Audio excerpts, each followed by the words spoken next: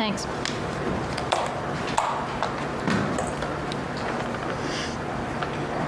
There's two other alternatives. If we need two more, there's two more that are in the book. In the queue? Yeah, in the queue. Yeah, if you're not happy, I'll send them. You know me too well, Karen.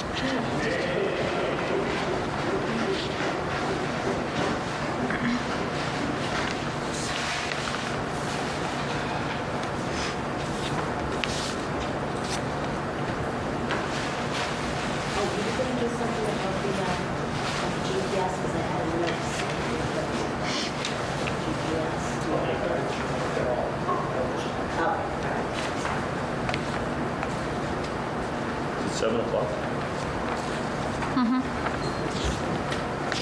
Karen, you want to see if Beth is close? I did, I sent her a little reminder a couple minutes ago. I know she's super busy. It wasn't long.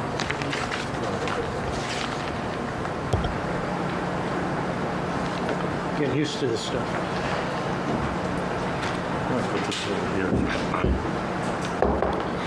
Yes. That's dangerous. You can use it on Can Ron. I use it? Use it on Ron. That's the one I'm...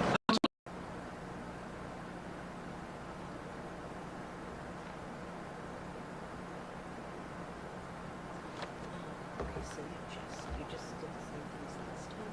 Yeah. Just...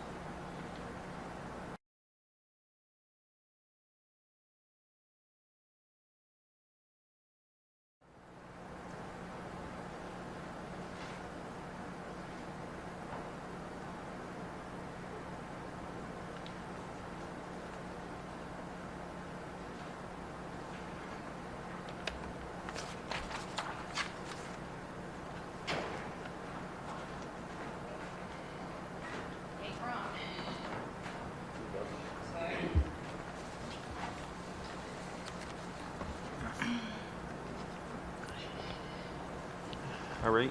Welcome, everyone, to the July 8th Select Board's meeting. I want to start out by saying this meeting is being video and audio recorded. I also want to state what a great officer we have in Lee Murphy. What a great job he did notifying Patty King with her loss and following up with her after, and how he treated her with compassion and dignity and respect. And I can't say enough about Officer Murphy, what a great officer he is. So,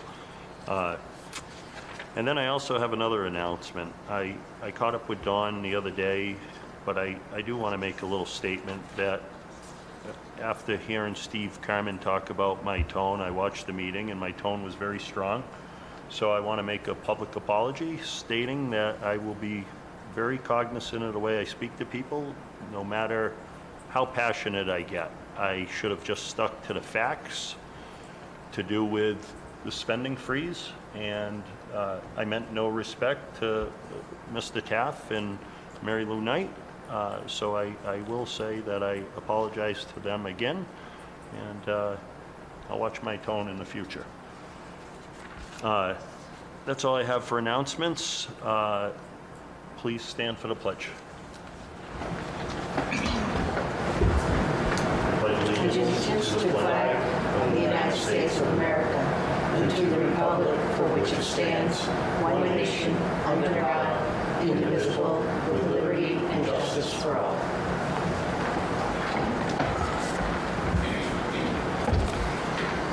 So, item number 1 on the agenda, the landfill day-to-day operations. Well, do you want me to read the warrants? I'm sorry? Chair- Mr. Chair. Oh, I'm sorry, Ron. Yep, please, if you wouldn't mind. Thank you. All right. We do have 4 warrants before us this evening.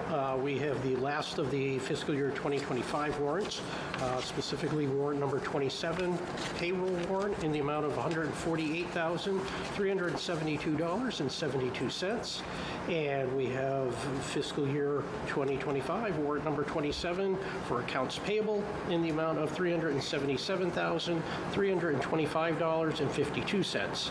We also have the first warrants for fiscal year 26, the payroll warrant in the amount of $30,495.90, and the accounts payable warrant in the amount of $18,324.35. All right, thank you. So, item number 1 on the agenda, the landfill day-to-day operations. So, Ron, you had some discussion with Maureen. I'll let you kind of kick it off. What? Yes, as the board's aware, we're in a situation where the present manager or coordinator for the landfill is going to be leaving for health reasons for an undetermined amount of time. And right now, we are kind of filling that position and those responsibilities with some temp workers, some volunteers. I also had discussions with Mr. Siri yesterday, and we are going to come up with a job description, for lack of a better term, on what skills that we're looking for, and try to match up either temp workers, volunteers, or even full-time workers, depending on how the discussion goes, with that skill set and that experience, so that we can man the transfer station during this absence. Okay. I know Maureen had stated at some point it may get to the point where we end up doing a curbside pickup. I would like to see the transfer station continue the way it is, as long as we can find someone. So I think we need to put an ad in the paper as soon as you get that job description completed. I would task you with that doesn't necessarily need to come to the board unless you guys would like that job description to come before. Now, I'll make a motion to authorize Ron to complete the job description and get that job posted post haste. Do we have a second? Any other discussion? I do want to just clarify, I think Maureen was talking more about, there were 2 aspects of what she talked about with us in the last meeting. One was that the Board of Health would prefer not to be in the business of personnel management. Correct. Right. And then the second piece being, I guess with changes in regulations, that there's currently a bias towards moving to curbside pickup. Exactly. Right. So I think that's something that warrants a much broader discussion, and it's one of those things that might be what's convenient for one person doesn't serve another person's needs. And I don't know that the 2 are mutually exclusive, right? So, I think it garners a lot more discussion, and I'd like some more information regarding what changes in regulation she's referencing that make curbside preferential in a lot of circumstances. So. Yeah. So, again, as long as we can hire someone because the individual that's down there, he made it very clear he's willing to help out for a couple months, but he's not looking for a long-term position. So, as soon as we can get that advertised, it'd be good. And if we have to break it up so that we have someone for Tuesdays and someone else for Saturdays, whatever we can make work, I think, as far as I'm concerned, I'm flexible. I don't know about the rest of the board, so. Yeah, I think going into this process, we realize we're going to have to be very flexible in how we address certainly the short-term need. I mean, I want to thank Jim Milner for his dedication, for giving up his every Saturday for the last 12 or 15 years, however long he's been there, because I don't know, anyone that I've asked if they were interested, they were not willing to give up their Saturdays. So, No. So that's That's a tough one. Yeah, thank you to Jim Milner. Yeah. So, okay. So, do you guys want to make a motion to take over the day-to-day and managing the help, and how do you want to proceed? Did we at the last meeting? I don't think we voted anything. No. I think what we did was we voted to hire the casual workers. We assumed some responsibility by being the one. To appoint It's the two. kind of weird because we already hire or appoint Yeah. the folks down at the transfer station, right? But it's always been, Under the Board of Health's management. yeah, I would say they've had the operational control of it, and we've hired the personnel. But what they're saying is fundamentally that they would prefer that, like, for instance, if we were doing an annual evaluation, it would be Ron and not the Board of Health Well, yeah. responsible for doing that. But is that it? That we're taking over? I know Maureen would certainly be in favor of that, yes. So the other portion of it is the payroll on a weekly basis and collecting the fees. So I talked to Maureen a little about it when she first approached me, and she was good with having her admin do it for now. So I would like to continue that process. I believe it was budgeted for that. So until that becomes a problem, I'd like to continue that if you guys agree. Oh, having them do the turnovers and payroll? Yeah, Well, I mean, it just makes sense. yeah. But fundamentally, I think, again, Ron would, in essence, that the Board of Health administrative assistant would functionally report to Ron. Exactly. Yeah. Yeah, Yeah. Yeah. so, Anything else?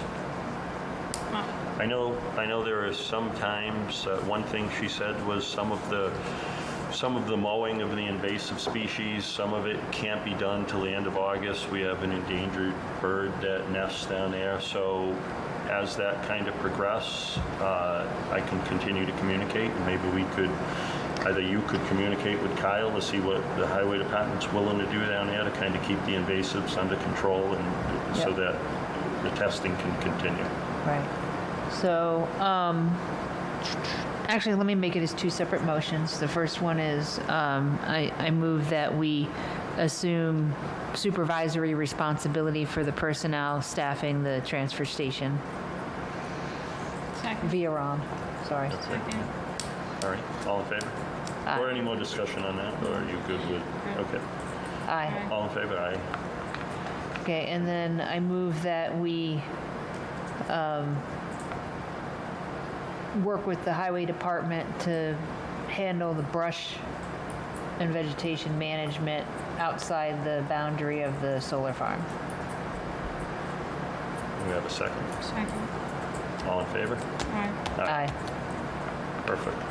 So, and I will take it on myself to get with Ryan, Kyle on what that looks like. Sure. And whether we have the staff, or if we're so knee-deep in projects, we can work with him to get a contractor out there to do the work, or volunteers. Sure. The You good know. news is it can't be done till, I believe, the second or third week in August. Right, but Get a little that time. may be right in the middle, Pilot, but, well, one, Yeah, it'll yeah. go by quick, and two, it may be knee-deep in the middle of some projects that we Yep. don't want our staff to interrupt, so, Correct. so, Yeah, why don't you talk to Kyle and get back to the board? yep, I can do Thank you. that. All right. We all set on number 1. Yeah. Number 2, award the fiscal 26 technology contract. Ron? Yes, Mr. Chair. As you know, I sent out an IT support services RFP approximately 3-4 weeks ago. It officially closed as of yesterday at noon. We did receive, I personally received literally dozens of questions regarding the RFP, was able to address those. We did receive what I'll refer to as 5 acceptable proposals. We did receive 2 or 3 others that, for one reason or another, did not meet the criteria that were set out in the RFP, so as a result, I did not accept those. And the sheet that you have in front of you shows you the 5 that were in fact accepted. And the evaluation was on 2 separate portions of their proposals or their submissions. One was more technically based. How would they address the IT needs for the town, and those packages generally range from 20 to 30 pages, also included references, experience, things along those lines. The good news is all 5 that were accepted were all very, very credible. They all had lots of experience, municipal experience, IT experience in general. They had good staffing. They had strong proposals. As such, I rated all 5 of them as highly advantageous or acceptable from a technical standpoint as far as their proposals go. So then the second half was the bid, the pricing, if you will. And even then we broke it up into 2. One was an all-inclusive bid, and then one, at the request of the police chief, was a bid that excluded the police station and the police IT functions. As it stands right now, they do have their own separate vendor. Granted, there's questions with regards to the contract that they're under, but there were 2 bids that were submitted. And what you see in the spreadsheet before you, and once again, this is over 3 years. This is fiscal years 26, 27, and 28. And as you can see, the bids were frankly all over the place. I'd like you to read them just for the public. Oh, sure, I could do that. If you don't mind. I know it's fine print. Yeah, it's a little bit of an eye test here. First one, long enough to yeah, first one I had was from Resolve IT, and their bid price, and I'll call these the all-inclusive bid price, was for fiscal year 26. It was $333,279.44. Fiscal year 27 was $307,642.56, and for fiscal year 28, it was the same amount of money. The next one that was received was Pinnacle Global Services, and for fiscal year 26, their bid was $486,474.30. Fiscal year 27 was $510,797, and fiscal year 28 was $536,336.85. The next one received was from RSM. For fiscal year 26, it was $199,500, and that was the same amount utilized for fiscal year 27 and for 28. The next was Anevry, our current vendor. For fiscal year 26, it was $77,000, and for fiscal year 27 and 28, it remained at $77,000. And the last submission accepted and received was Guardian IT. For fiscal year 26, their bid price was $99,120, and that was the same bid price for fiscal years 27 and 28. So as you can see from those particular bids, the Anevry bid was significantly lower than all the other bids. I mean, astronomically lower with regards to some of them. As such, based upon Anevry's technical capabilities, their proposal, their bid price, my recommendation would be that we award the 3-year contract for IT support services to Anevry. All right. Well, I'll entertain a motion to award the bid to Anevry. Motion to award the bid to Anevry. Second. Any discussion? All in favor? Aye. Aye. Congratulations, Chip. Thank you for the good work you do. All right. Item number 3, town Facebook discussion. Chris, it's all you. Yes, please. Yeah, thank you for your hard work in Yeah, this. no worries. Chris Drosine, Vice Chair of the Communications Committee. So basically, what we're looking to do is to streamline and get more word out to the public. A lot of things happen on Facebook. There is currently a Facebook group that is not managed by the town of Brookfield in any capacity. It's a civilian-run thing. They do whatever they want kind of thing. So what we're looking to do is set up a Facebook page, which operates like a business page, that would kind of mirror the news that already exists on the website. But there's going to be some added things where we can take from different boards and committees what's going on in Brookfield, events, openings on different boards and everything like that. One of the big concerns was that we used to have a Facebook group or a Facebook page, and the comments got a little wild. So to kind of help with that, there is a function that you're able to turn off the comments on Facebook so that people wouldn't be able to comment on it, but it'd be more for just informational. And we're looking for approval from you all, and I'm here to answer any questions or anything like that to help. All right. Well, I'm pretty good with it. I have one question, which is, if you turn off comments, can people still message if they have a question? Yes, so people can still message the Facebook page.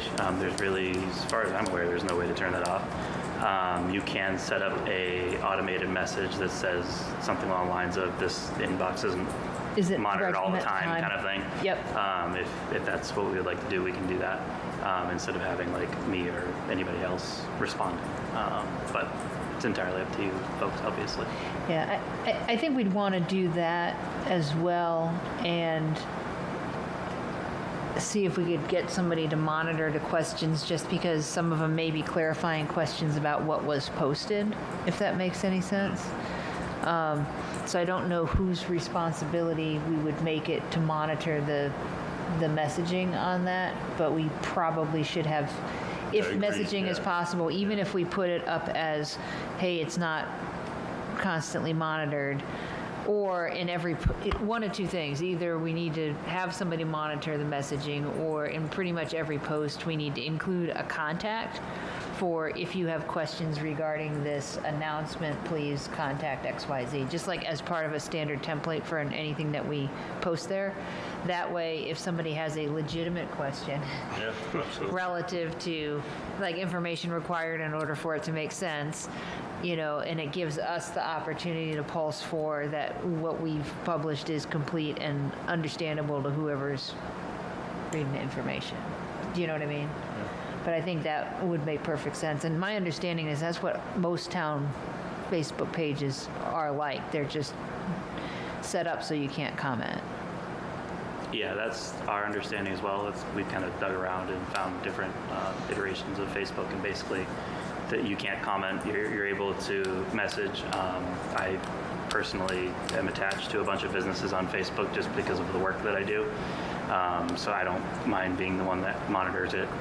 It'll just come And to plays me. traffic cop for the messages if necessary. Yeah, I mean, I pretty much already do that for a bunch of businesses, and it just takes like 5. It doesn't take long. One more is not terrible. Yeah, there was one point where I had like 35 or 40 businesses pages under me. It was just Yeah. it was constant notifications, so Yeah, I hear you. had to turn them off, but So, So you'd be willing to do that for us? yeah, I can do that.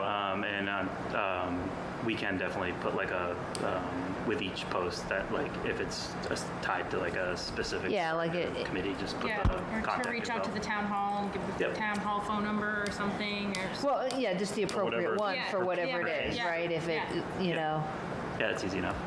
so. Okay. Well, you're a one-stop shop, yeah. Perfect. That's what I've been doing for 6-7 years now, is marketing stuff. So Yeah. it's kind of all in the tool bag. Well, thank you. Yep. Anything else? No. I'm okay with it. Okay. Do we need a vote for that or anything? I don't think it'll hurt, right? Okay. Yeah. So I'll make a motion that we authorize the Communications Committee to set up a Facebook page as described during this discussion. Second. Any other discussion? All in favor? Aye. Aye. Thank you again. All right. Item number 4 on the agenda, GPS units in the town vehicles. Ron? Yes, I've been, in fact, just today, I had a follow-up meeting with our contact, Jim Roderick, down at Verizon, just to confirm, I guess, a couple things. I actually found out some good news. I think in our previous discussion, we had been talking about GPS, specifically GPS tracking devices, potentially being installed in town vehicles, and the price at that point was $19 per device per month, and they're actually having a July sale in which we can get a discount, so it would be down to $15 per device per month, and that would be over the first 10 years years of any contract or subscription that we would sign. So timing-wise, now's the time if we want to go here down this road. This is probably the opportune time.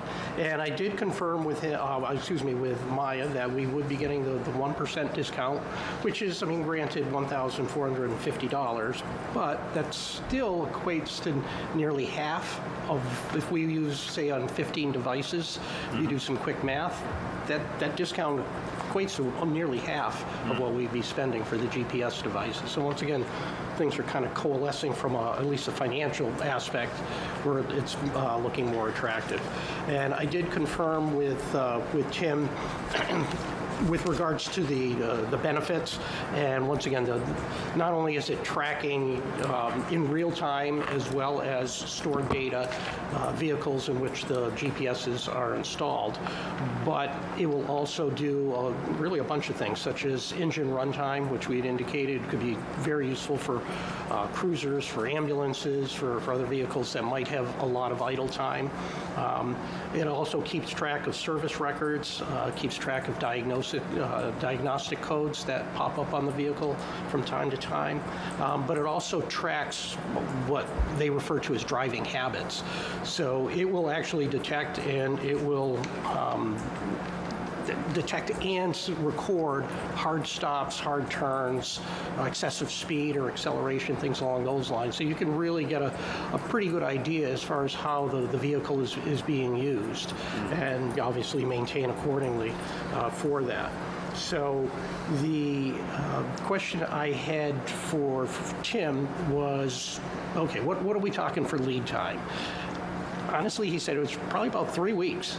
He said from the time that you kind of sign on the dotted line to actually installing it. And once again, Verizon would have technicians that would install it for us. Or if Kyle and Scott are feeling wild and crazy, they have the ability to install it themselves. So it would take 3 weeks from that order to actual installation. So we can turn this around fairly quickly if the board wants to go down that particular road. Okay. Beth, any thoughts? I spoke to Kyle about it, and he's a proponent of getting the GPS in the vehicles. Well, So if he doesn't have any objection to it, I think there can be some benefits to it. I've had a fleet of vehicles with GPS. how'd that go for you? Like, how did that? We knew who Speedball Tucker was.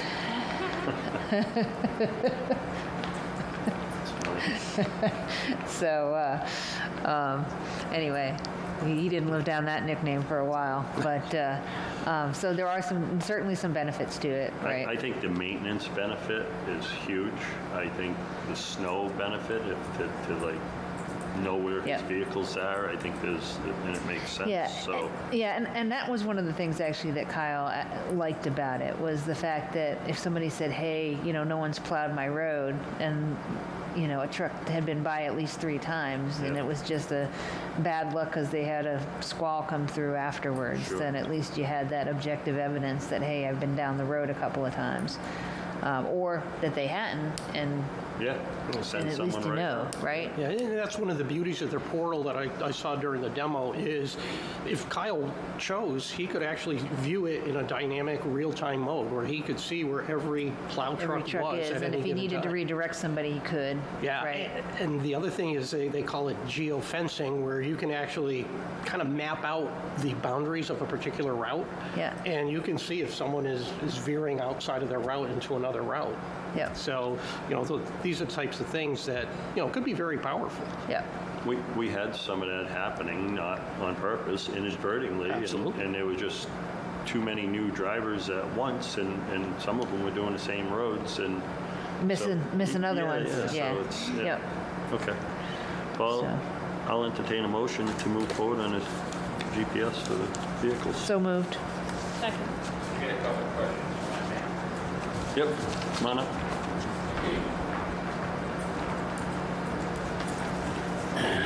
Dave Holcraft, 26 Allen Road. Who's going to be monitoring the GPS in real time if somebody wants to check it? Well, the How does that work, I guess is what I'm asking you. Yep, well, one of the nice things about the portal that they have is there's unlimited logins. So I could have a login, each member of the board could have a login, the chief, police chief, fire chief, Kyle, everyone could have their own portal. And for each particular login ID, you can have it, the security such that Kyle, he doesn't have the ability necessarily to check where the ambulance is, but he has the ability to check where all of his DPW or highway trucks are, and vice versa. Chief Martell, he can track his fire vehicles, but not necessarily track the highway department vehicles. So it does have the ability to do that, and you can also have the ability for one person to have access to everything. And you can also do that for reporting as well. So that's my question. Who's gonna, the whole package, who's gonna be overseeing the whole portal? Well, I would expect Ron would Yeah. take on that Yeah, I task. have a question, not to interrupt you. Thinking about this, like public records request wise, like how long does the portal keep the routes for? I believe it's at least a year. They keep that dynamic data available for a full year. All right. So you can, okay, so you can check it day-to-day basis if you wanted to go back? Oh, yes, absolutely. Absolutely. Yeah, I can check it dynamically. You can go back 6 months or so and see what happens. That checks times, dates, where you go, the whole 9 yards? Oh. I like where you're- And then it's that also doing the maintenance and the other things you said too, right? Correct. Okay. And now who's gonna keep a log of that per month?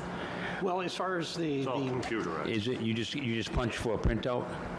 Yep, it's their canned reports where you could do that. And once again, that's the type of thing, if we so decide, maybe Scott, as the mechanic, the town mechanic, maybe he has his own portal login and he can check diagnostic codes and different, the engine hours and things like that on different vehicles. Oh, okay, good. All right, thanks.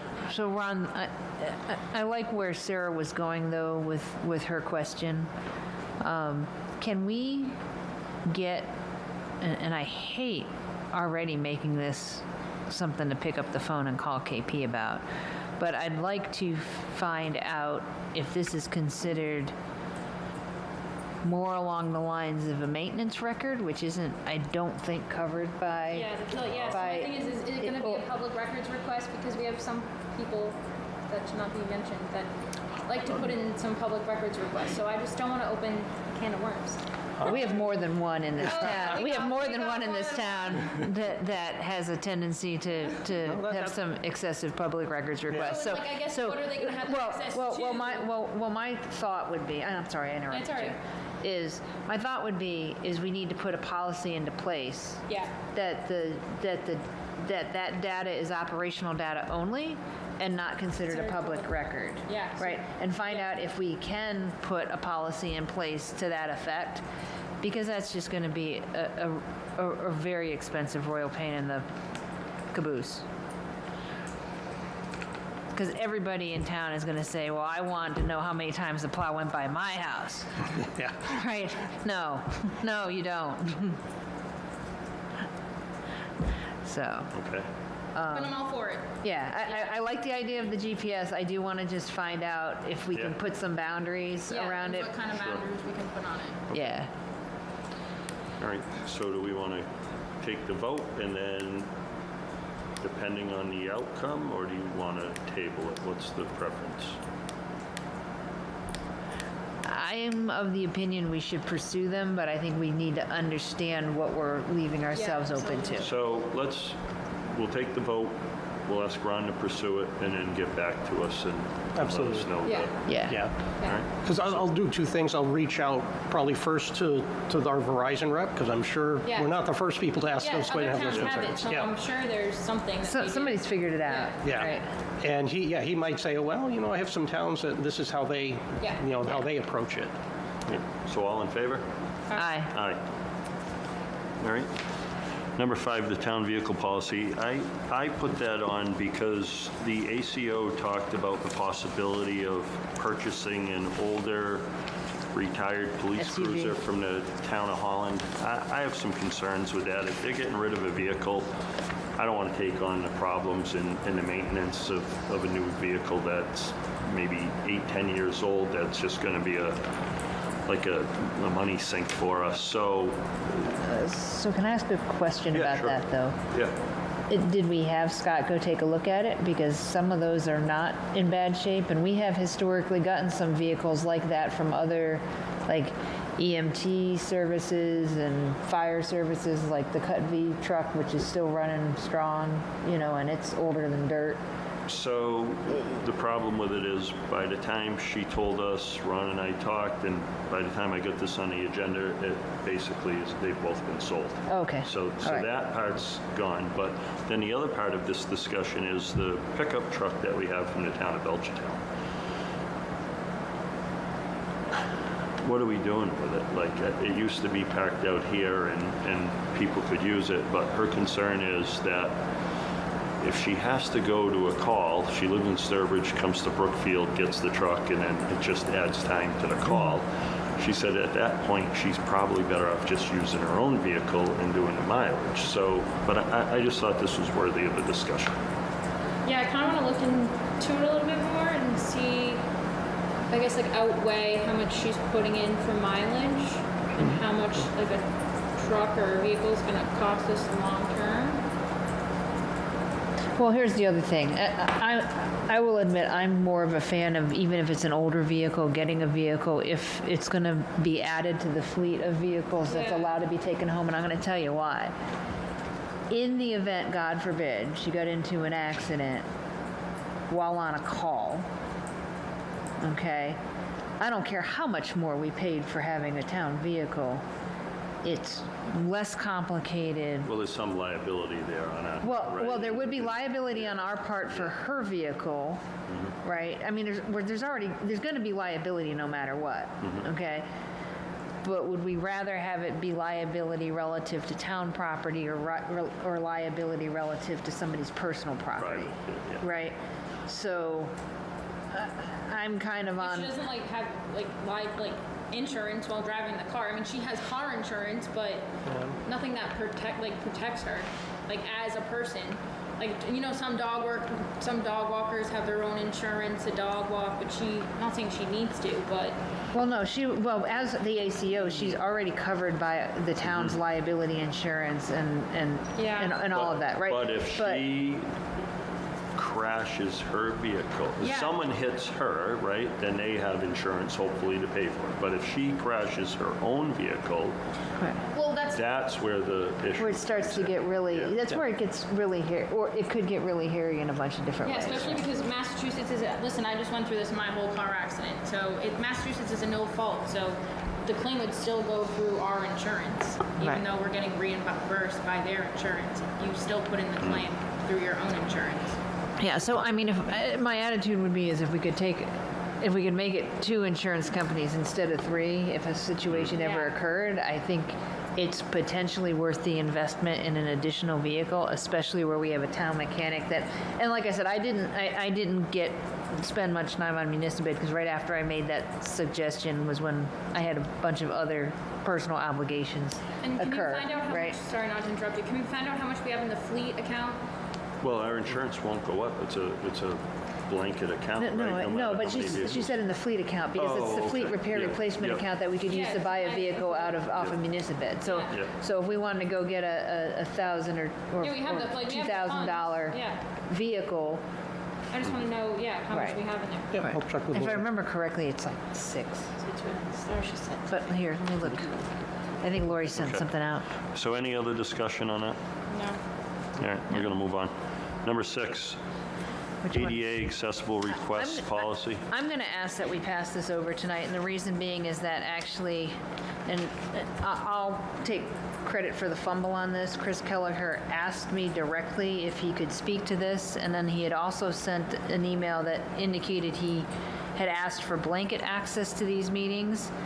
And I understand that we may dispute whether the previous request for access is a repetitive request for access, but I would prefer not to cover this topic tonight with him not having been granted remote access. I think we're potentially, I mean, we're probably are going to have a problem, but The problem I have with it, Beth, is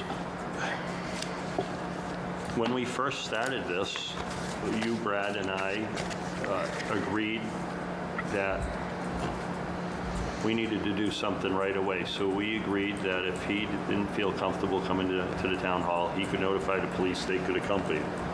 And then immediately, we purchased the equipment to accommodate him.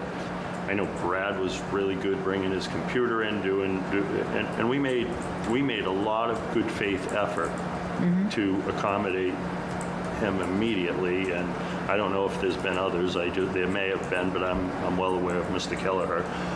But we made a really good faith effort to do this, and he was requesting frequently 48 hours in advance to do this.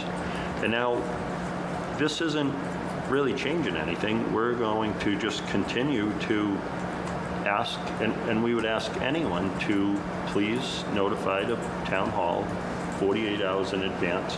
And it's just really going on record that we're doing this for everyone. So if we're going to do this, and it sounds like we're having the conversation first, I would say it has to be 24, not 48, because we're not obligated to post the agenda until 48 hours before the meeting, and nobody knows whether they want to attend or not until the agenda's up. So I think it's disingenuous of us to So have I a would be- policy. Yeah, I would be that- willing to move on that, absolutely. Okay. Well, I want to hear from Jacob to see if he's okay with the 24 hours. 'Cause he's going to be the one Making the doing the accommodation. accommodating. Sure. Yeah, no, I can get 24 hours. As long as I do get notice. Okay. And to confirm that, I mean, we certainly have had instances where Mr. Kelleher did ask more closer to 24 hours, and Jacob, granted, he may have done some backflips, but he was able to accommodate it. The challenge would be if it's only minutes before or something like that. Right. But the day prior is okay. Okay. So I don't mind not taking the vote and giving Mr. Kelleher more time to come in with this, but I just wanted to have some discussion before we just Okay. tabled it. Right. Or we can vote tonight with the modification, but put it on the next agenda. So if somebody wants to weigh in and we want to revise it based on their input, Yep. then we can do it that way. But what I don't want to do is not consider input on it for people that are likely to Yeah. request I mean, access under the in one policy. email I saw from Mr. Kelleher, he stated that either I personally know or the board and Mr. Ponte, like, all of us know that he wants to attend. But I don't know. Like, I don't know where he's at with why he stopped requesting versus, so, but it doesn't seem that difficult to just, even Well, if he... we're getting off topic from the policy itself, quite frankly. So, and that's not on the agenda. So let's. Well, the policy is that we've had 48 hours. So I think 24 is getting pretty tight, but if Jacob is willing, Sorry, I had it in my head that we were just talking select board meetings, because I'm already going to be at select board meetings. It's not so bad, but I just remembered that there are also lots of other boards that could potentially require this. That would be more difficult for me. okay, good to know. We maybe included 36, but, yeah, tight for some of them. Like, occasionally Board of Health will have them in the middle of the day, not in the evening, which makes it hard for my other job. So, I mean, knowing that everything is posted at the 48 hours, I don't really see why we would need to change that. And like Ron said, if someone requested less than 48 and we're able to do it, we're going to do it. I mean, he's been pretty agreeable to get it done. So, but we don't have to take the vote tonight. Let's go ahead and take the vote tonight. Let's call out, I would recommend that we put 24 hours on select board meetings, 48 for all other boards. And that way, it's a reasonable attempt, given the fact that you're saying it's relatively doable for the select board meetings. The other meetings are where it gets kind of hairy, And right? what, I mean, so far, I've been able to make it all work. I just want to say that I will do what I can to make it all work. Yeah, but that way, on paper, we're making our chances of success higher, right? Yet at the same time, making a good faith effort to be as flexible as possible, because at the end of the day, I think the thing that does make it somewhat dicey is the fact that an agenda could go up that has something that's supposedly unexpected that now somebody wants to weigh in on, but I and, mean, and that we're could right come at the up board. within the last 5 minutes, so we're not going to solve every bit of the problem, No, right? no, So, but I'm just trying to, Yeah, I get it. And I'm okay with, you know. yeah. So the only thing I will say is, in the past, regarding our policy, how did this policy even come to place, Ron? Is this part of the recommendation of the court action? Where did this come from initially? Yeah, I guess technically the policy that you see at the bottom of the agenda for most of the committee meetings, that actually preceded the lawsuits. But in the case of I believe it was the State Superior Court, the judge did recommend that there was two particular meetings. One was a select board meeting, one I believe was a conservation commission meeting, that the town provide accommodations. And it was actually determined that the accommodations that we provided through MS Teams and so on and so forth was actually even kind of above and beyond what the judge was expecting. So I think at that point, as you had indicated, Mr. Chafee, we had the wherewithal, we had the technology, we had the equipment that we could meet that standard, so we just stayed at that standard, Okay. even though necessarily it was above and beyond what the judge had requested. So now we're even taking it a step farther by doing the 24 hours for selectmen. Yeah, I would say that's above and beyond, as I said, what that judge had recommended. Okay. So, do you want to take the vote this evening and then also put it on the agenda for our next meeting? Oh, hold on, give me 1 second. Beth, that was a question to you. I don't know if you... Well, actually, I'd like to see what Okay, Mr. come Carmen on has up. to say first. Yep. Steve Garman, 44 Town Farm Road. I did some homework on this because 2 select board meetings ago, Jacob and I were effectively recruited to help put together a web form on this. So I sent an email to Jacob, the select board town administrator, on June 29th with an outline of this form to submit ADA accommodation requests. It wasn't necessarily clear what the scope of this was, but I did some research, and it seems like in 2018, the town of Brookfield had a draft for their ADA accommodations, and I put that in my references on this email. So that draft covers ADA accommodations for employees, but not for members of the public. Okay. So as a local government, we are also subject to Title II ADA accommodations, which are those for local government services, programs, and activities. Meetings would fall under that category, but there might be other services that are provided by the town that members of the public could request. So the form that I outlined in this email does cover that as well. So I think that's a consideration that Title II requires that accommodations are provided for the public by state government. Is there a timeline in that does it refer to? It does not refer to a timeline. I think we're just subject to Okay. it. All right. But we don't necessarily have a policy that covers Right. that. The policy that we have is from 2018, and that's mostly focused on employees, from what I gathered. Right. Did you get that email? No. No? No, I just looked even, I don't see it. All right, I sent it to I sent it to Jacob, but I copied Board of Selectmen and Town Administrator on it. I only have one copy with me, but I think it might be worthwhile to broaden the consideration. Granted, we might not have many activities and events that have ADA accommodation requests, but if we're going through this process, I think we should cover that too, Yeah. just to make sure that we're covering our bases. So I Do you think remember that? You were here then, I'm guessing. I was here. Do I remember the details of it? No. It's the very bottom part there. Oh, no, oh, you mean the evaluation plan? Yes, there's a. It's actually not even a draft plan. There was a final one delivered shortly thereafter. Yeah, I think it was approved in December 2018. Yep. And we had a policy, and actually we'd had a policy, and we also voted to support the plan in that we were supposed to, as part of the overall master plan work, to, when possible, and this is one of those things that it's kind of like a small town balance thing, okay, is that where possible, when we were doing another project, we would ensure that ADA considerations were part of the project. Okay.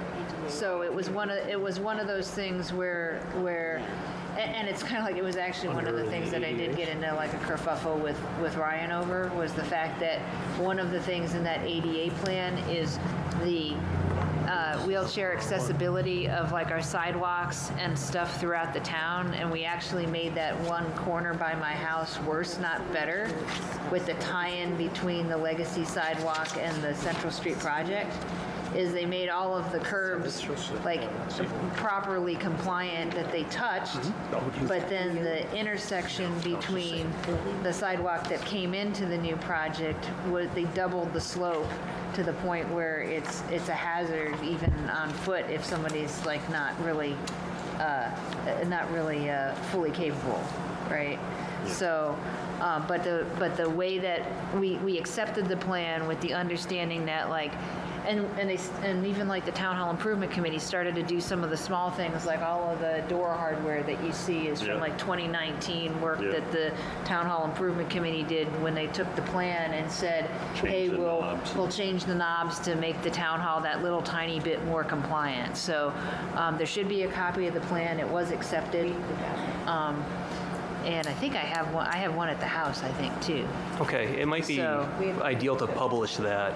I could not find a copy of the final. The draft very well might be identical to the final. Yeah. Like if I can search on the town website, I can find that draft document, but it seems like Okay. a month later, it was approved. Yeah, I don't. If there were any changes, they weren't substantive. They might have been some. There may have been some typographical errors that they cleaned up, but there was really no change between the draft and the final.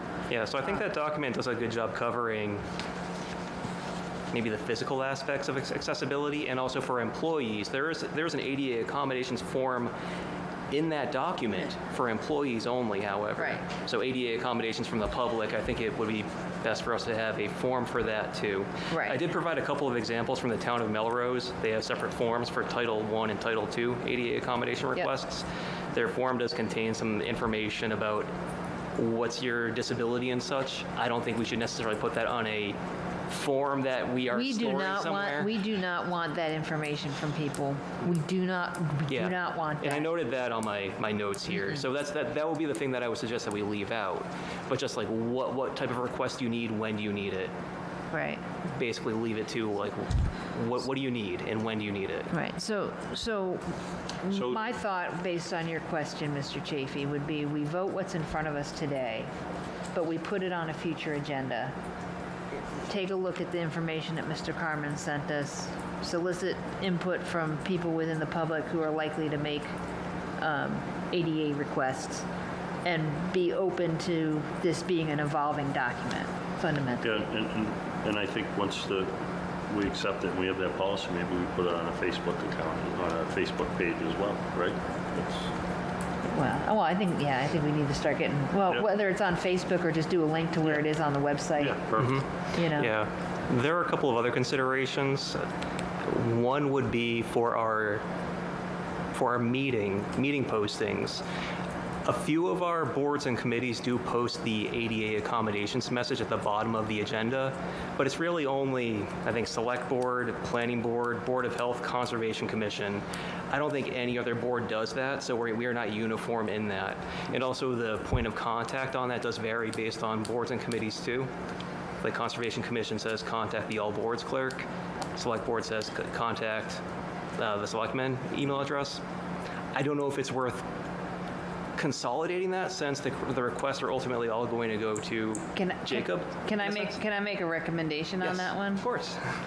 why don't we go ahead and get a universal email address group that just emails Jacob and all of the clerks potentially responsible That way there, for doing that? You don't miss it, right? Right? You were sure not to miss Yeah. it at that point. Because a list would be better, because then people can get, and if people change out, then and the emails change, it's way easier to manage.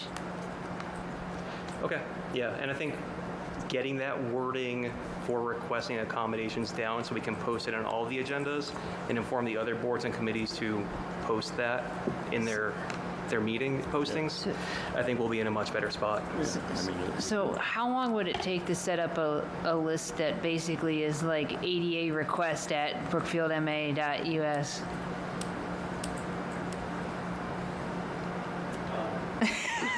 That's what I thought. Fundamentally, right? I mean, it takes a little more than that, but yeah. So what, 77K, right? Still low. so Thank you, Steve. Is that it? Yeah, that's it. Yeah, I'll send this to all the select board members so you have a chance to review that'd be it. fabulous. Yeah. Okay, all right, thank you. Yep. Yeah, thanks for your time on that, too. Great. Yep.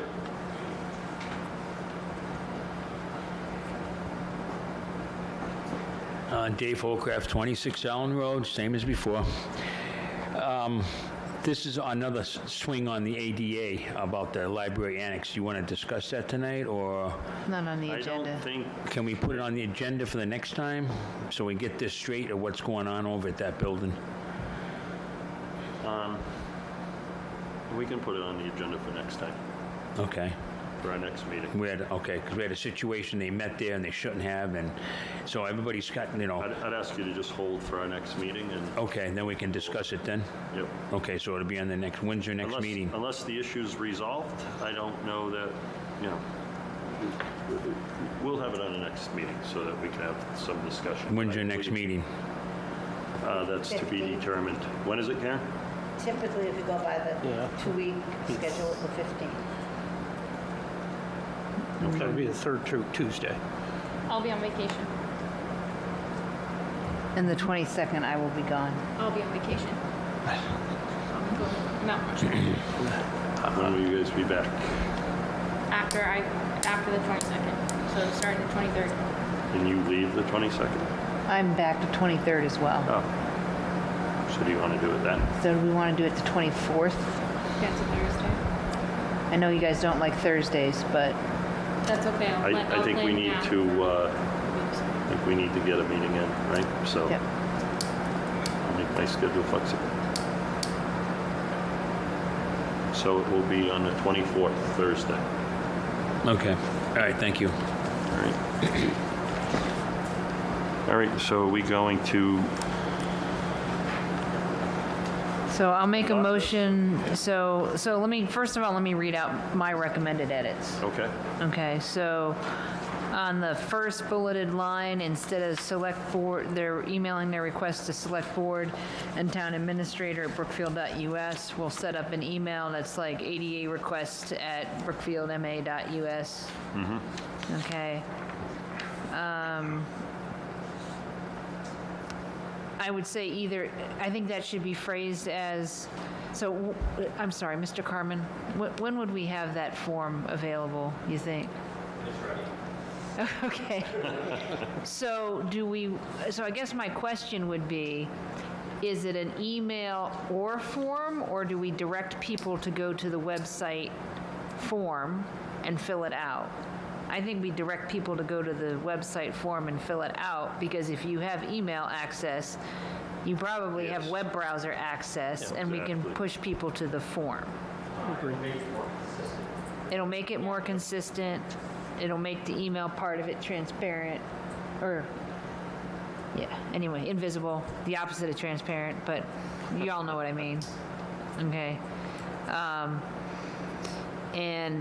So the accommodation requesters should fill out form available at, and y'all can give the address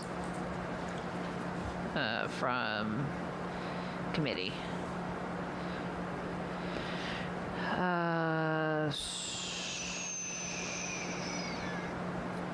all the things in the bulleted policy part of the form?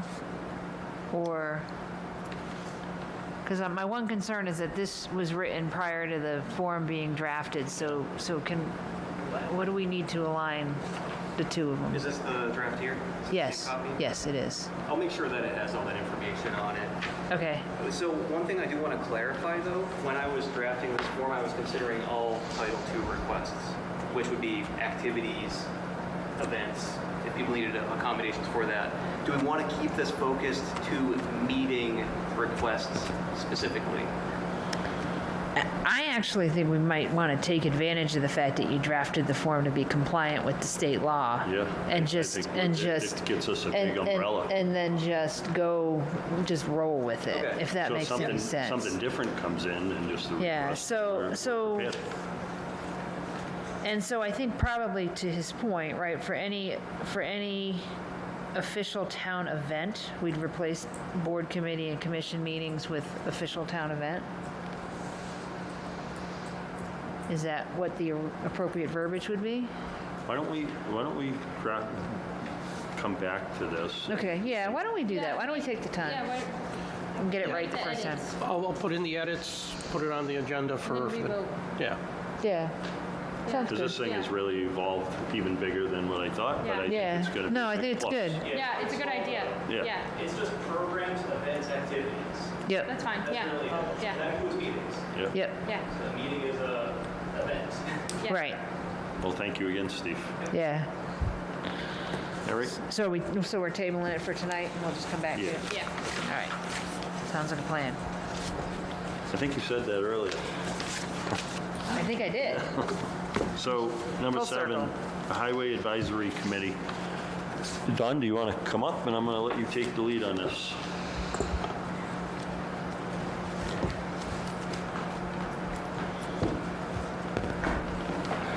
Don Taft, 20 Lane 21, Chairman of the Highway Advisory Committee. We had a meeting on July 2nd, which is our most recent meeting, and I just wanted to update you on a couple of motions that were made and voted on.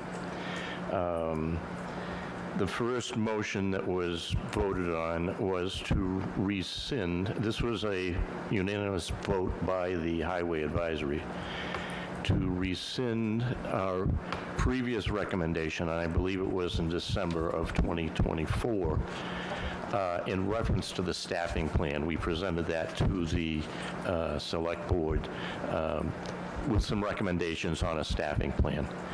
The reason that the committee opted to rescind that recommendation is that you now have a very qualified superintendent who is managing that department, and we felt that it would be in his best interest for him to make the decisions on his staffing, as opposed to being shackled with a recommendation that we made when the highway was in distress. So that's why we voted to rescind that, and it was a unanimous vote. So I just wanted to let you know that we would recommend that you rescind that staffing plan.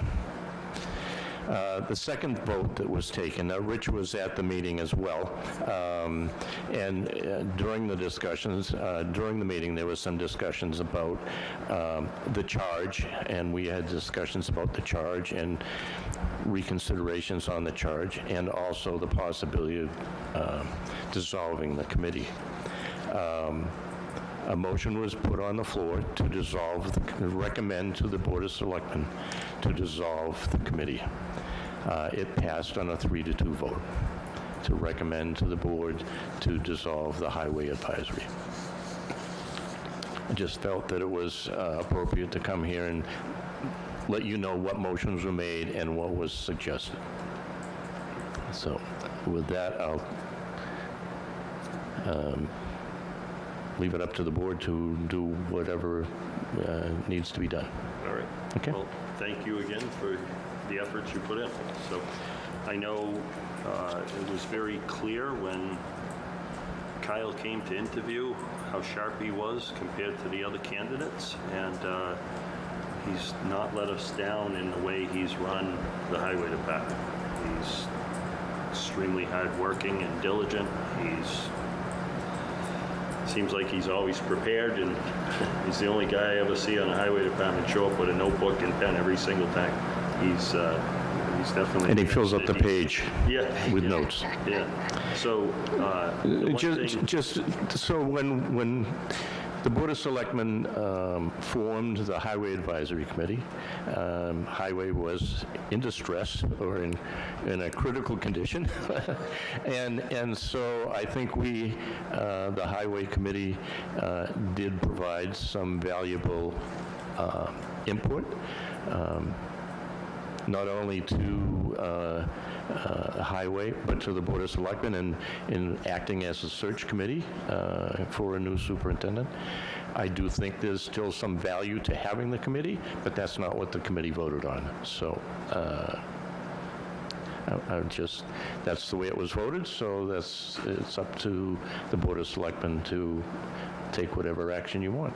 Okay. Right. So again, being self-employed and making all the decisions myself, it's pretty easy to do. But I did see the value in the committee and what they did with the highway department. It really worked well, and I'm impressed with the work that you guys did. So if you could pass that word along as well.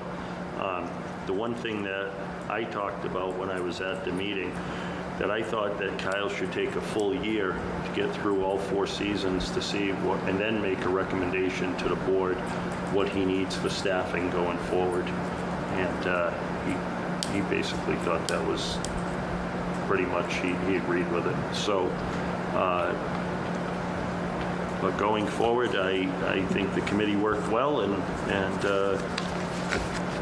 I personally don't see the need for the committee. I think the one thing I didn't like at the meetings is that there were times when they lasted a little too long, and I'm watching Kyle watch his watch to get out of there. So that was the whole, but I mean, that was a small percentage. I saw a lot of good work for a good cause, so.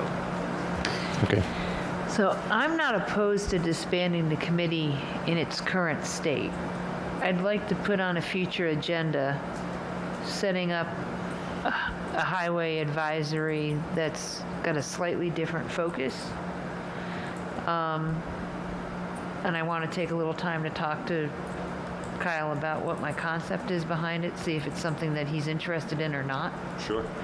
I've got some ideas, both from talking from some of the members of the committee as well as talking to Kyle, that there are some places where there was some value. That's the whole reason why originally he didn't necessarily ask for it to be disbanded, but did ask for it to relocate outside of the barn for the meetings, right? Because there was definitely some value, but then there was also sometimes a little bit of more friction or a little more direction than probably was intended from the committee about day-to-day type stuff.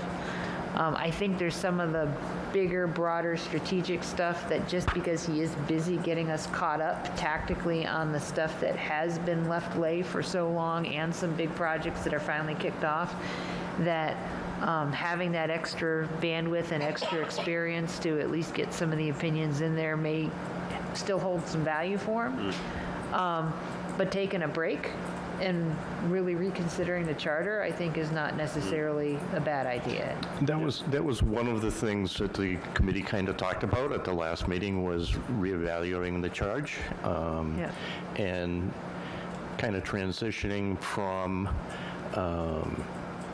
advisory, as it were, to supportive, and kind of at the will of, or at the request of the superintendent, if he needed help. Yeah. Could we help him in fleet management, or, there were a number of things where we potentially could have provided some support, but. Yeah, because I'm thinking of something that's more of a construct, and I would, and I haven't been on the Water Commission, but I view it more like the relationship, somewhat like the relationship between the water commissioners and the water superintendent, where there's kind of a division of responsibility between, but even though the committee.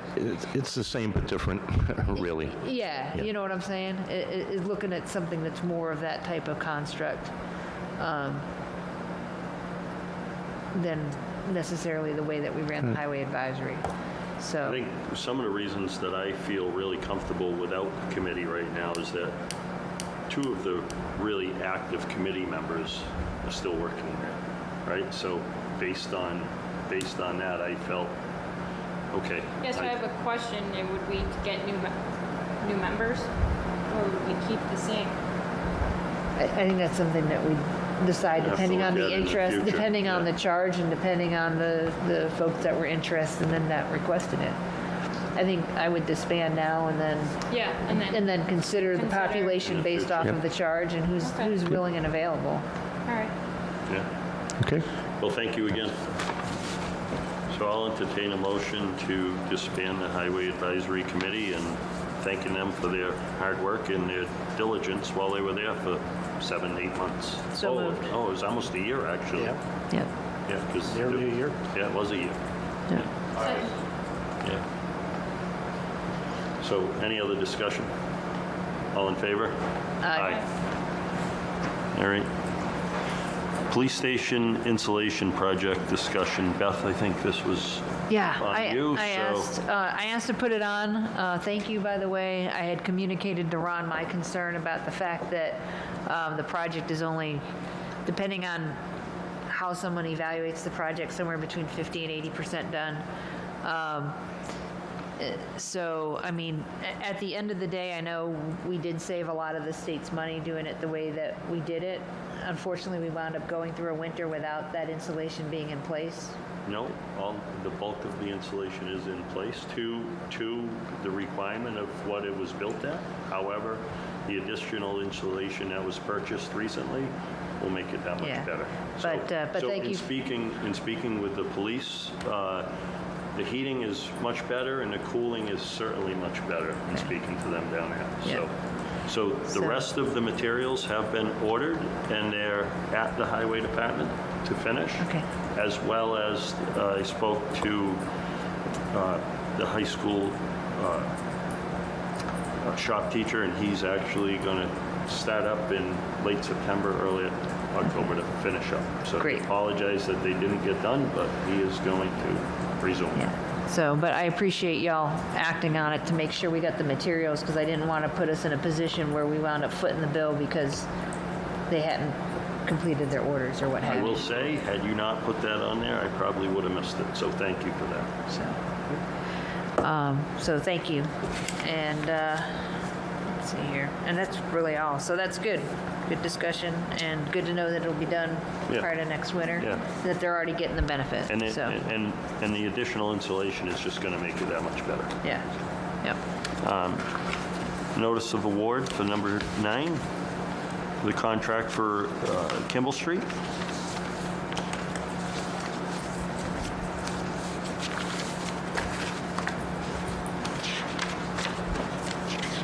So it looks like Partlow was the competent and low bid for the job. I guess it took a little time to award it. They did quite a bit of vetting of the Partlow Corporation, so I'll make a motion that we accept the recommendation of the Central Mass Regional Planning Commission and approve Partlow for the contract. Second. all in favor? Or any Aye. discussion? I'm good with discussion. All in favor? Aye. Aye. So it'd be nice to have that done.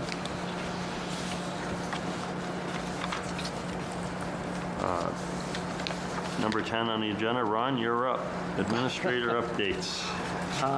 Yes, I do have, obviously I was on vacation last week, so it was kind of a short week, but there were obviously the big thing since I returned was the IT support services RFP, going through all the different proposals and coming up with the analysis. So that was done. Also with the Town Hall Studio project, we have finished with the invoices, and we actually do have about $1,000 left over. So I'm working with Lori on finding out the proper process to return that back to the state. I also have a report that's going to be due next week, so that we can account for all of those expenses that were associated with that, so we can start the process of finalizing and closing it down. The ADA accommodations lawsuits, at this point now, they have both been dismissed, the federal as well as the state. State was just, federal was actually a few weeks back, but the state one was just recently dismissed within the last week or so. As Mr. Holcraft had indicated, there was some question as far as the library annex and its ADA compatibility and whether or not it could actually be the location for an official town committee meeting. So it sounds like we'll be discussing that in detail at a future meeting. We did receive several open meeting law complaints, violation complaints, and there was one for the select board, and I've already started working on the response for that, but there's also one for cable advisory, Board of Health, and the advisory committee. So what I'm going to be doing for those is also similarly, I'm going to be drafting a response that each committee can then discuss and choose to revise or... And the complaints were regarding ADA, not... Correct. Yes. Were they all, I'm not aware of all of them. Are they all aware of the ADA? They're all very, very similar, yes. Okay. Obviously, we had the transfer discussion, was working on finalizing the GPS. There is an ongoing issue with police station phone billing and our telephone vendor. Do not be surprised if I add that to our to-do list to find a new phone vendor, because this one is not the most responsive I've ever dealt with. So they're kind of on the short list. Also, starting to work on goals and objectives with some of the direct reports. Already started with Chief Blanchard. We'll be sitting down with Chief Martell, and then some of the other direct reports as well to go through the goals and objectives for fiscal year 26. One of the things that should be coming up in a future agenda item is the ACO carrying a firearm for euthanization. I've been doing some prep work on that, so the board has all the information and the legalese down for that, but that could potentially be on the next agenda. I did have a question for the other board members relative to goals and objectives. Did you want those run through us, or at least get advised of what the goals and objectives are that Ron is setting? Because I know I saw, I think, a copy of the one that you did with the chief, and I do have some questions and some concerns about it, because I've seen similar metrics wind up not getting the intended results, because certain types of metrics can actually drive behaviors that are less than what you're really looking for. Sure. So I just want to be cautious in our approach with some of what we're setting up here. Okay, no, fair enough. Yeah. So I'd prefer that we at least have awareness, visibility, have it be clearly communicated to the board members, and have some discussions about what those goals and objectives are. And have some input. I think it would be good that the board weigh in, but I think it's warranted that we set some goals and objectives. Oh, so I don't have a problem with setting goals and objectives. I'm just saying that we have to be careful how we set them. Yeah. Because... No, I understand what you're saying, Yeah. where the intended consequence goes the other way. Yeah. So I do understand that. Yeah. I have a question. I want clarification. So you met with the chief? Chief Martell, will be meeting with him next week. Did you meet with Chief Blanchard? Yes, yeah. And you guys came up with objectives. Yes, in fact, we were going to be reviewing those So I on have a question. Thursday. How does Beth know about it and I don't? And I just asked Rich, and Rich doesn't know either. So how did she get it and the rest of us? I got it from Chief. I got it from Blanchard. I didn't send You it got to it from Beth. Blanchard. I got it from Blanchard. So I got a Okay. copy from Blanchard. I'll wait. Keep going. No? So, Okay, we did have an issue for the, down at South Beach where there was some health concerns with regards to testing. So we were able to get the signage up, and then as soon as we got it up, we were able to take it down because the testing came back clean. So that pretty much covers I think I the got short it. week. Yeah, but it's gonna get asked to. Okay.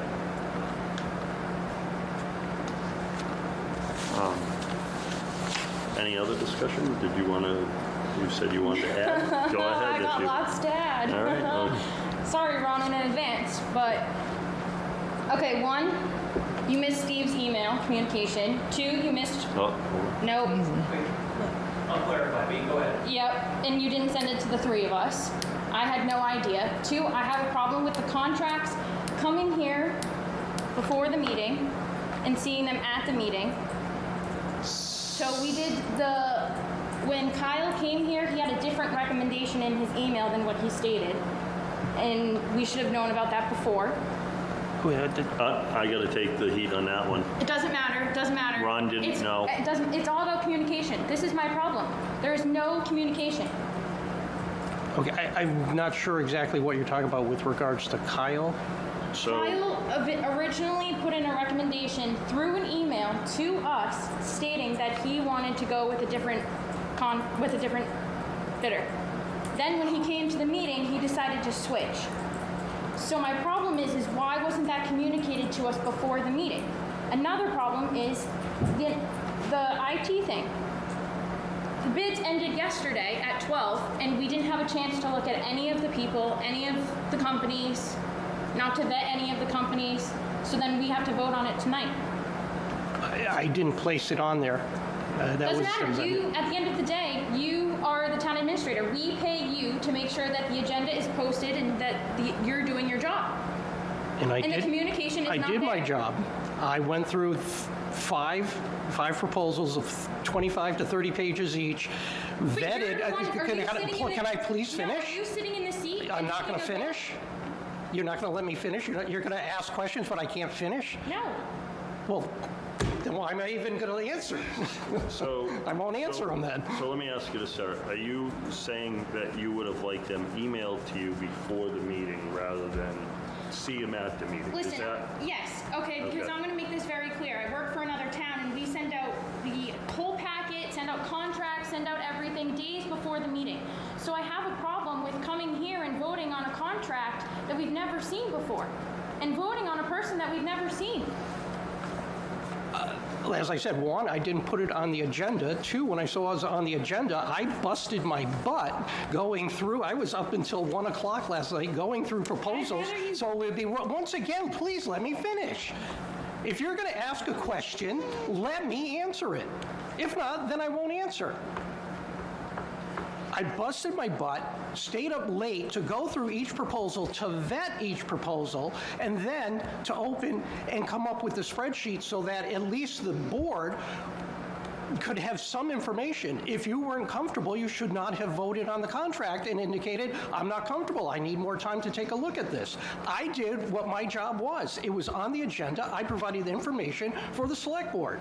If it wasn't enough or you didn't have enough time, that's not on me, that's on you. You have to say, I'm not comfortable making that decision. So, in sitting here, the only thing that I get out of this is maybe could have just emailed it, sent out an email regarding it, but I don't know. I don't know how else to, maybe I should So- have put it off because I know they were just opened yesterday. Yeah, Right? the same thing So- happened with the other, with Kyle's contract too. It was the same day. So we Once were again, under I- extreme time constraints on that one. Kyle, I tried to wait to award the bid until we did the road bid materials the next day. And Kyle said, absolutely not. He only had, we thought we had until June 30th.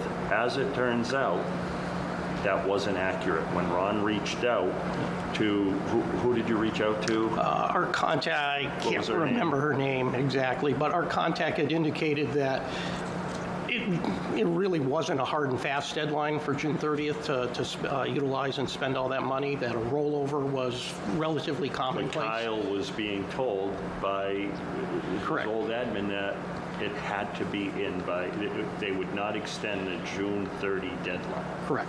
That's why we were in for the scramble mode. grant. And it turns out that part wasn't accurate, but, so some of the misinformation can come back and bite us, but, I wanted to say that I put the, I asked, I know you guys reviewed the agenda, but I'm the one that put it on originally before I showed it to you guys because I knew that the bids would be in. So I think in the future, let's just send a blanket email or an email, the three of us, and maybe we can get a little more time to have this stuff, but I Yeah. understand it was tough being yesterday. So I have a recommendation. All right? On the next agenda, let's put a discussion about establishing standards for what we get in advance of the meeting, what the standard expectations are in terms of supporting documentation for something that we plan to take a vote on, and what's the minimum timeline that we need that information prior to getting a vote, right? I mean, if the agenda's up 48 hours in advance, then hopefully we've got the materials 48 hours in advance. And if we don't, because of something like you put it on the agenda because you know the bid's coming in, but the damn thing doesn't close until close of business the day prior, that we set up some communication expectations and potentially have the discussion with the chair that, hey, this information came in, I need you to pass it over, and maybe we need to do an off-cycle meeting to address something if the, item needs to come in, right? Fair I enough. mean, I'm used to speed reading. I'm used to the fact that I was on this board for so many years with the chair that didn't even want to give me a packet when I walked in the door, that I got good at speed reading and deciding whether or not how I was going to vote on stuff, right? So I'm used to actively toxic lack of communication and not something that's a byproduct of just timing and unfortunate circumstances, which I think in this instance we probably had a timing and unfortunate circumstances communication thing. And what from one perspective was a good faith effort of somebody who's used to communicating to people who, I hate to put it this way, I work with executives all the time, and if we were acting like executives, you had too many words on the thing you gave us for the contracts, quite frankly. If we were a VP at some company right now, they would have been like, why are you giving me a table with all those words, right? But from your perspective of being used to reviewing the details, right, your expectation and your cultural norm is different than that expectation, right? So I think we need a conversation about what's the expectation and what's the cultural norm that we're going to accept as a board going forward. Well, not only that, but maybe more expectation of what Ron will do overall in general for the board, not just for agenda items, but maybe a wider broad of his job description, or some, Right. something to that. I mean, we owe So- him goals and objectives, right? Yeah, exactly. Yeah. So, and and hopefully we're not expecting him to write his own. Though my boss does that to me all the Well, time, so maybe I- you should write your own and we can approve it. I think he should write his own, and then we add to it or we take away. Right, no, I know. So, I'm- okay. I'm being facetious Yeah. about it, but go ahead. Oh, I'm sorry. Come on up, Steve. I do want to absolve Ron from this. So I addressed this email to Jacob primarily on June 29th, and I copied Ron and Karen on it because this was primarily directed to Jacob to get the conversation started, but once it was finalized, we would provide more detail to the board, but Jacob didn't have a chance to get to this until tonight. My point is that you had the Title II, and you took it upon yourself to do the Title II, but we didn't know about it. So if we didn't see this and we voted without doing the Title II, then you just did all that work for no reason. Right. Which, So- fortunately, he showed up to communicate the Title II Yes. information. So, Yeah. and that's So I see yours. I do, but I just want yeah. to say, the conversation didn't get carried at the pace that I was anticipating, and once it was more formalized, I think it would have been best to share it with the board so we could put that in your packet. But Yeah. I think that's the general good point, is that we should provide you more information put on the packet. When people come to you with requests for agenda items, like what is your summary? Not just what is your line item, like what is your supporting materials? Yes. So, but you see, you're a bad guy if you require supporting materials before you put shit on an agenda in this town, right? You're evil and controlling if you I have to don't. be the bad guy, If you're evil, you're evil and controlling if you require substantiation before it goes on the agenda. But by God, it needs to be privately supplied beforehand to everybody. But the All right. chair isn't supposed to have it before it goes on the agenda. Just so you know. Right. Okay. All right. Say that was partly on me. I sent it to Jacob, copied Ron and Karen. It did not get further than that. I'm going to CC everybody. All right, let's move on. You're next. Number 11, department heads attending after-hour meetings discussion. Sarah, is that something that you want to Yeah. elaborate on? or- I just kind of want to put a policy in place, I guess. I feel bad. Kyle's been coming to all of these meetings after night and staying here for God knows how long. So I just feel like we should put it in place that it's not necessarily like mandatory. It's their choice whether they want to or not. I So think we the can problem- get the information through Ron at some point.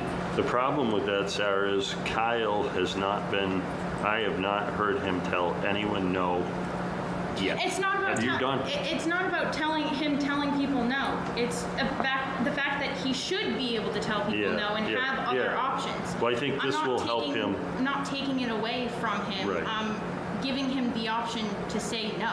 Yeah, I'm yeah, not saying he needs to say no.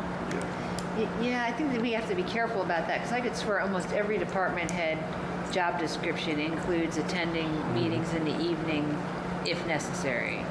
And sometimes there's good What- reasons for So that. what meeting does that entail? I guess like what does that mean? All meetings?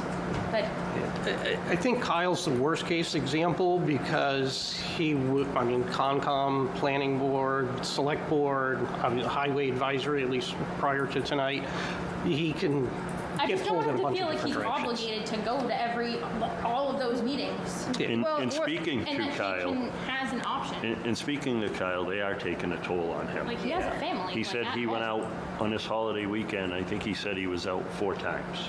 Yeah, he was out Friday. He was out Sunday. So it's taken a toll, and this was put on the agenda before this. So he was at the transfer station, he was at South Pond Beach twice, he was on a tree that came down like 4 times over the holiday weekend. So Yeah. and I saw him at the transportation on the 4th of July putting Yeah. up signs. So Yeah.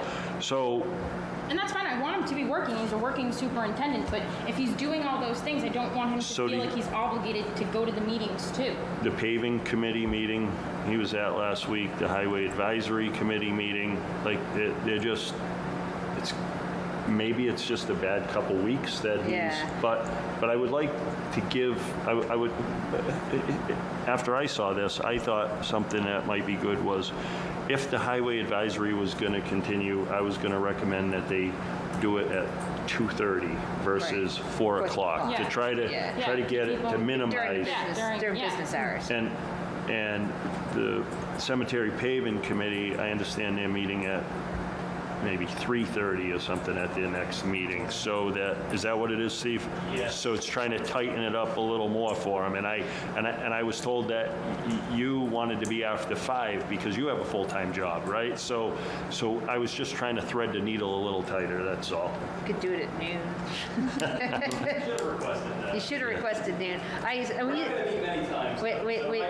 We used to have noon CIPC meetings because that way I could walk over, pretend that I was actually getting to eat lunch, which I wasn't, and then hold a meeting and get back to work. So I guess if we could just try to be cognizant on what we ask him to go to, or, and give him the ability to say, hey, Yeah, to say no, I'm over. because in fact, I think yesterday, he was kind of overwhelmed and he ended up going fishing and forgot all about the meeting, right? So he left work at 3 o'clock to realize he forgot about a 5 o'clock meeting. I'm wondering if there are some meetings where maybe you could just provide a quick written Like a summary. memo or- yeah. That might satisfy the needs of the boards, but certainly there's other times, especially for someone like Kyle or someone who has technical expertise, where you're going to need to be able to address questions as they pop up. So Beth, are you willing to pass that on to him, that he has the ability to say, hey, I can't make it unless it, you know, and Oh, do you mind absolutely. communicating with him, being a Oh, yeah. liaison? Oh, yeah. Perfect. For sure. All right. We can have that conversation. All right. He does know how to say no. He just needs to know that we're okay with him Yeah, saying no. and that's what I'm Yeah, trying to that's, say. yeah, that's, Yeah. That's all we're that's trying the to say goal. right Yeah, there. I just That don't want we're to feel okay with him obligated to saying go. Yeah. So, and thank Yes. Do you mind coming up, Don, just for the speaker?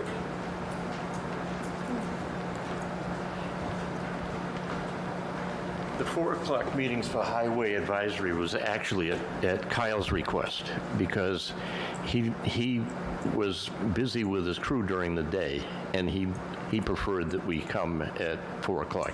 We talked about moving it earlier, and he actually said he wanted to do it 4 o'clock. Well, I did- And I understand, you know, it's a double-edged sword. So I did ask him, what if we met at 2 o'clock? And he says, the problem with that is, not only do you lose me for an hour, Right. you lose 2 of the other members that are working. So Correct. he did say that. Right.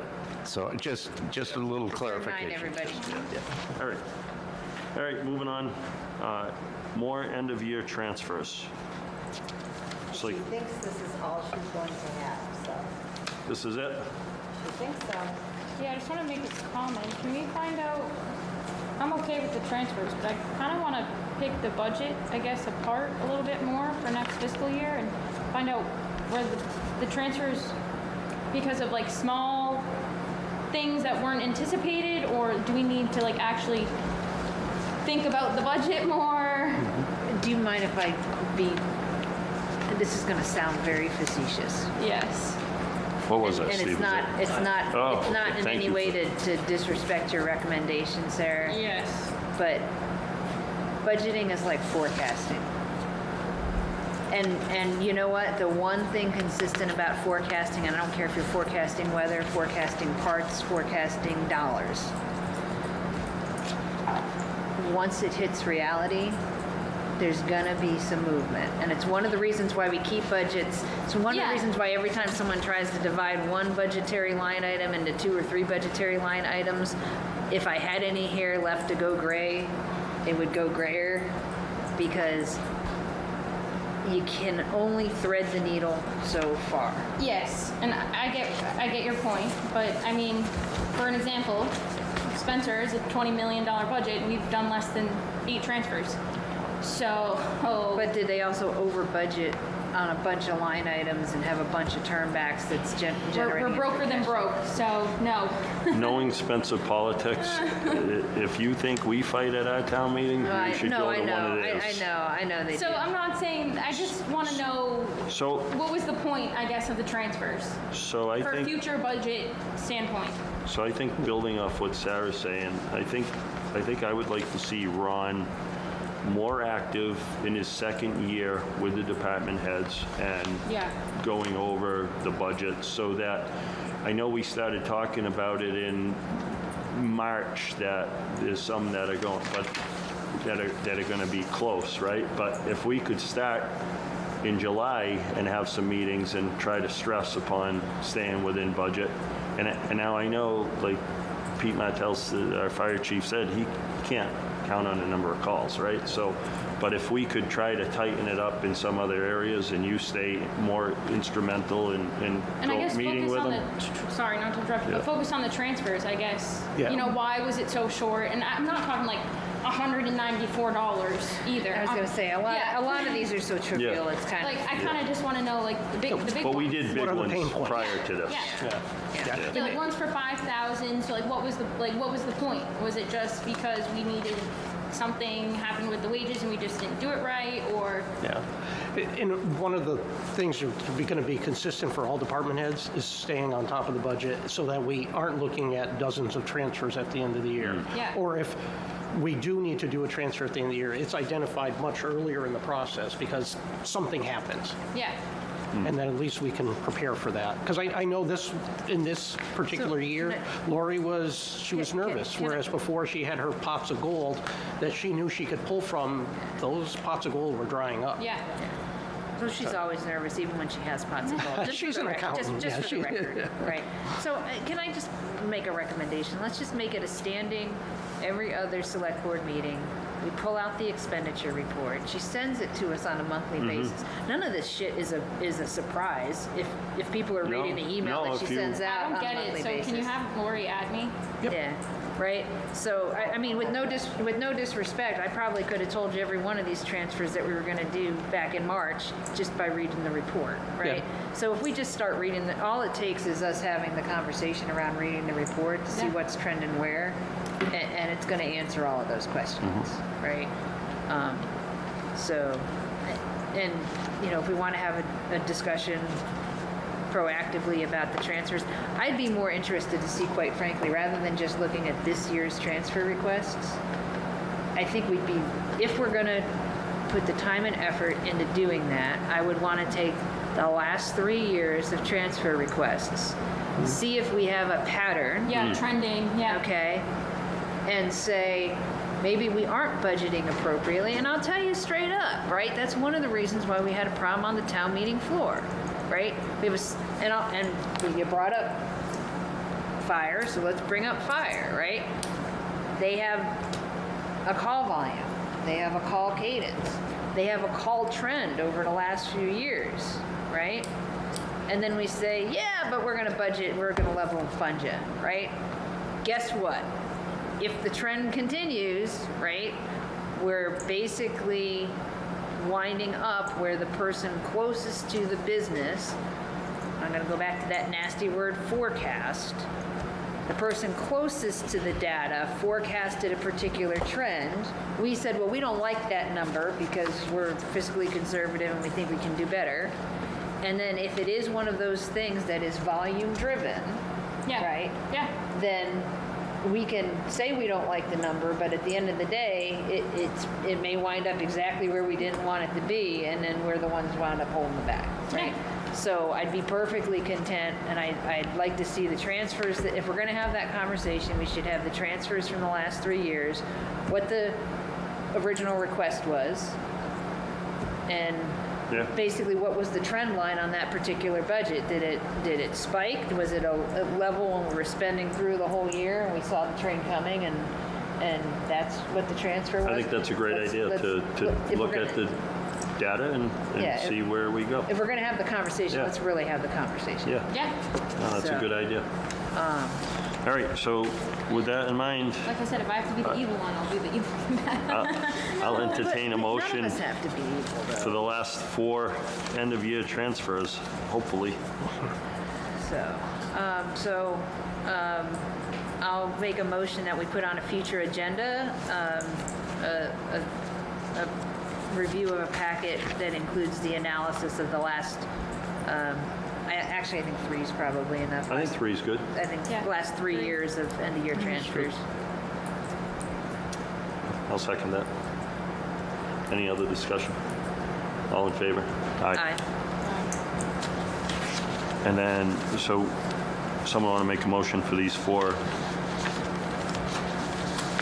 I mean, relatively, I think the big ones were already done, but I'll take a motion for the last 4 end-of-the-year transfers. Okay, I'll make a motion that we approve the transfer from Water Department secondary operator wages to Water Department clerk wages of $194.28, from police wages full-time to police expense of $138, from grant writer to highway expense of $5,000, and from ambulance expense to ambulance wages of $3,800. I'll second it. Any discussion? Ron, do you know what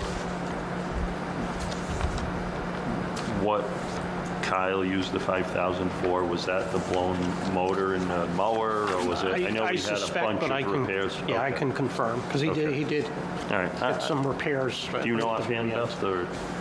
I don't know offhand. All right. I missed a month. All right, all in favor? Aye. Aye. It was, the 5,000 was basically a lot of expenses, because when I went to do Okay. the bills, there was just not enough money in there, and it was, Okay. I mean, you can see them. if I know you- he's had- Matter of fact, you'll see them when you see those reports. Yeah, I know he's had 2 lawnmowers go down as well as the roadside mower, so, all right. Approved select board minutes for 5/20/25 and 6/3/25. I'll make a motion that we approve the minutes as previously sent. All in, a second? I'll second. Oh, you did second. Any discussion? All in favor? Aye. Aye. And then acknowledge fire department report for May 2025. And I'll entertain a motion to adjourn. Are there any anniversaries on that we ought to highlight? I think there were a couple Oh. of really big ones on there, if I read them correctly. So we had, know what? we had firefighter Alex Stearns, 2 years. We have Assistant Chief Herb Chafee, 48 years on the Wow. department. We've got folks that, wow, it's a couple of lifetimes right there. Firefighter Philip Chafee at 27 years. John Rose at 8 years, and then we do have some fresh faces with Jared Maldonado at 1 year. Wow. That's some years there, huh? Yeah, and a spread, right? I mean, one of Yeah. the good things is we have folks with 1 and 2 years, which indicates, unlike some communities, we still have some folks willing to commit themselves Yeah. to their neighbor. So, All right. Now I'll entertain a motion to adjourn. motion to adjourn. Second. All in favor? Aye. Aye.